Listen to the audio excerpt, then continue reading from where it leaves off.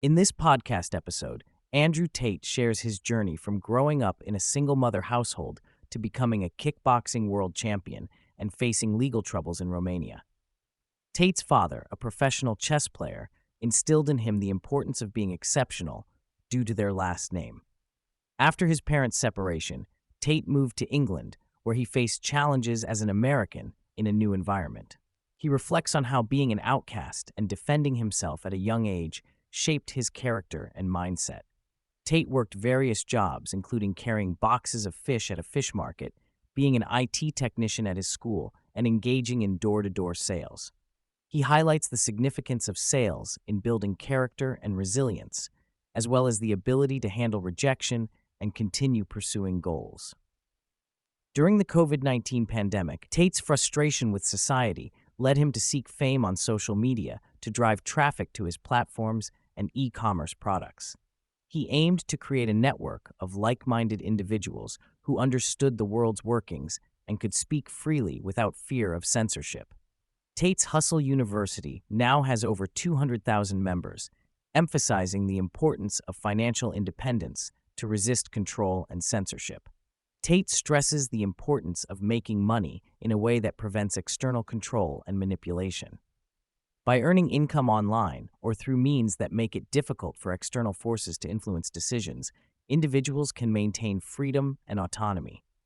This financial independence allows individuals to resist coercion and stand up for their beliefs without compromising their values. Tate's philosophy revolves around action and reaction, cause and effect, and the importance of bravery and resilience. He believes that standing up for one's beliefs and defending one's ideas is essential in a world where conformity and complacency are prevalent. Despite facing legal troubles and being banned from various social media platforms, Tate remains steadfast in his mission to empower others and challenge societal norms. He acknowledges the difficulties and risks involved in speaking out against the status quo, but remains committed to his principles and beliefs. Tate emphasizes the need to understand how money moves and the realities of business to achieve success. He believes that the key to building wealth lies in finding a unique selling proposition and garnering attention in a rapidly changing business landscape. He highlights the importance of being in AI early, similar to how early adopters of cryptocurrency reaped significant rewards. Tate predicts a shift in how money is generated, with traditional advertising models becoming less effective in the age of social media and AI. He believes that the future of business lies in an attention economy, where individuals must find ways to monetize attention through viral content and AI integration. He warns that those who do not adapt to these changes risk falling behind in the evolving business landscape. When discussing personal branding, Tate stresses the importance of authenticity and credibility. He notes that personal brands built on stories of overcoming challenges and suffering are more compelling to audiences.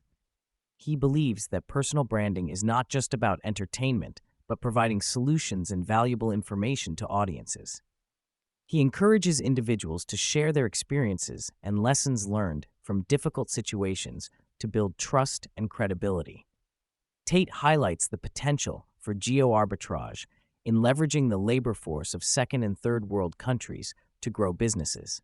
He points out that many companies are already outsourcing work to these regions for cost-effectiveness. He warns that individuals in the first world need to wake up to the reality of being replaced by foreign workers and AI technology if they do not differentiate themselves through unique skills and experiences. Tate discusses his experience of being thrown in jail and the challenges he faced during that time. He reveals that he had a feeling something bad was going to happen before he was arrested, as life was going too well for him. He had a premonition that trouble was on the horizon, and he and his brother made a pact to stick together and not go anywhere alone. The day Tate was arrested, he was asleep when the police busted down his door.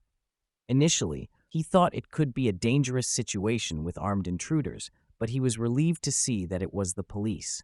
However, he soon found out that he was being arrested for human trafficking, a charge that he found absurd.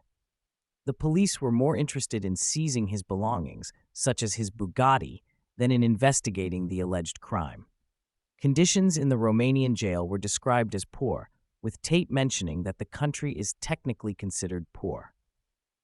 He highlights the lack of investment in the jail system and the challenges faced by inmates, including those who are there for years without trial. He also discusses the mental health issues present in the criminal justice system of poorer countries, where individuals may end up in jail instead of receiving proper mental health care. Tate talks about his first day in jail and the initial nervousness he felt. He emphasizes the importance of being strong, both physically and mentally, in order to survive in jail. He also mentions the need to show respect to others in order to receive respect in return. He shares his observations about the dynamics in jail, where individuals can become somewhat desensitized to their surroundings in order to cope with the harsh conditions. The guest discusses the unique experience of being in jail with his brother Tristan. They were initially in separate cells, but were later put together in a bugged cell. Tate talks about their strategy of discussing imaginary crimes to entertain themselves and possibly keep the authorities interested in their conversations.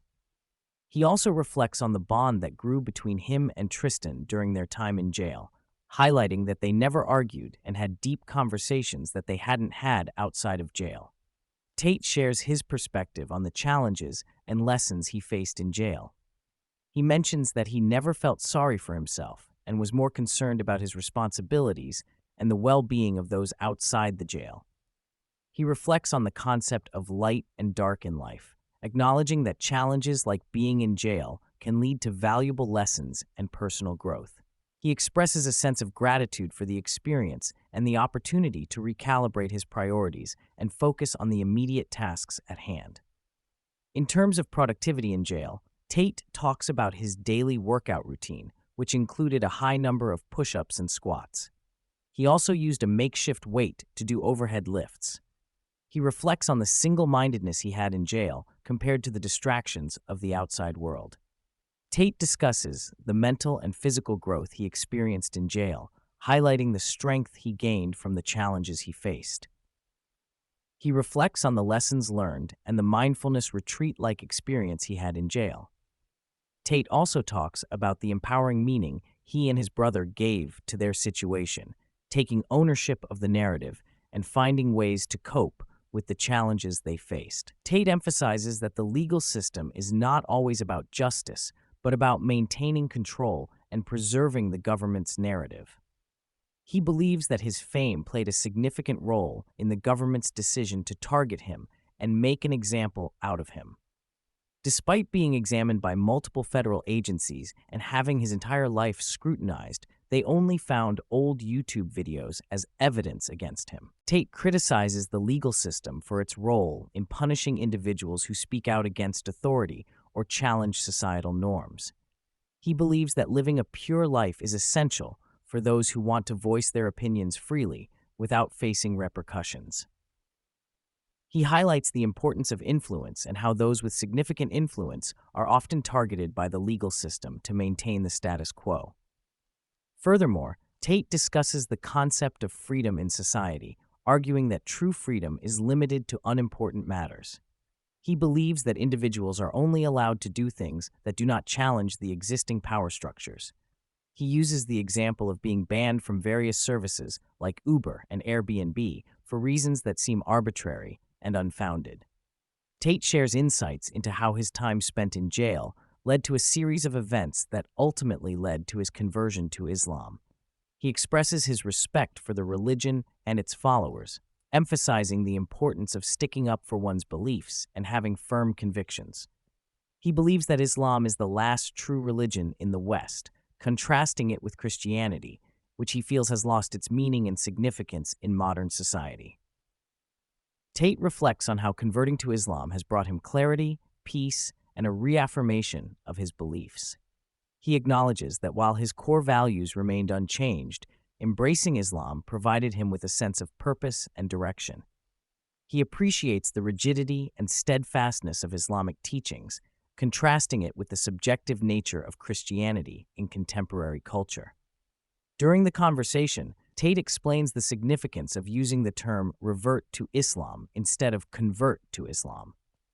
He mentions that we all start off as Muslims in intention, and that the correction was made to emphasize the idea of returning to one's original state of belief. Tate discusses the challenges he faces as a public figure with the world watching his every move.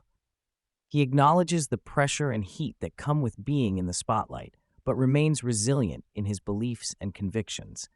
He expresses his readiness to face any situation, whether it be a fight to the death or a moment of peace and relaxation.